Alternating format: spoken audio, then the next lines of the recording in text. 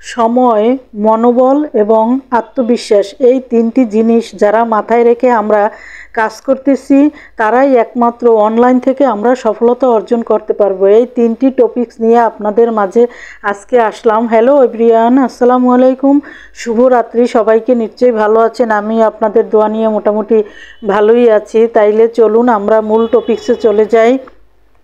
সময়, প্রথমত হচ্ছে সময়।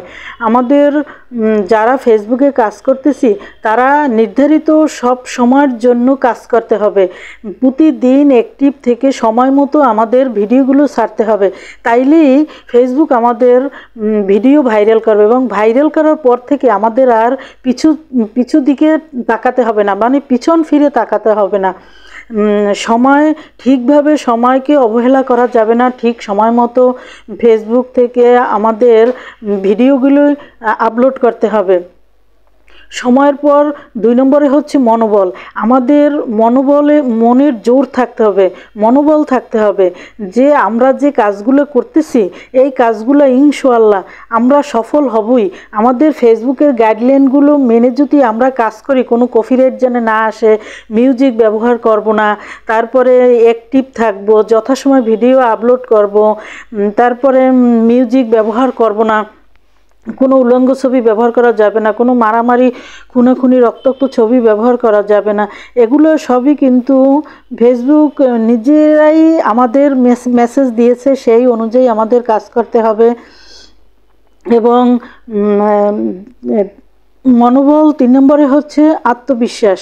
আত্মবিশ্বাস থাকতে হবে ফেসবুকের প্রতি। আমরা প্রফেশন হিসাবে কিন্তু কাজগুলো করতেছি, প্রতিদিন আমাদের কাজ করতে হবে এবং নিজের প্রতি বিশ্বাস থাকতে হবে। আমরা যে কাজগুলো করতেছি নিয়ম মেনটেন করে নিশ্চয়ই আমরা একদিন সফল হবই।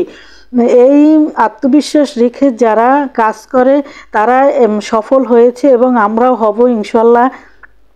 আল্লাহর প্রতি ভরসা রেখে কাজ করতেছি এবং ফেসবুক সুন্দর একটা প্ল্যাটফর্ম। আমরা যদি প্রতিনিয়ত কাজ করি এবং এই গাইডলাইন মেনে যদি কাজ করি এবং সব ইউজারদের সাথে সম্পর্ক বজায় রেখে প্রতিদিন 10 থেকে 12টা নতুন ইউজার হোক আর পুরনো ইউজার হোক সবার ভিডিও দেখা লাগে এবং সুন্দর গঠনমূলক কমেন্ট করতে হবে, লাইক শেয়ার দিতে হবে, তাদের সাথে এঙ্গেজমেন্ট বজায় রাখতে হবে। আমাদের এখন অতি সহজ হয়েছে। আমাদের 60,000 টাইম ওয়াচ টাইম এবং কোনো 5,000 ফলোয়ারের প্রয়োজন হবে না। আমরা প্রতিদিন যদি কোয়ালিটি সম্পন্ন ভালো ভালো ভিডিও তৈরি করি আমরা সফল হবই।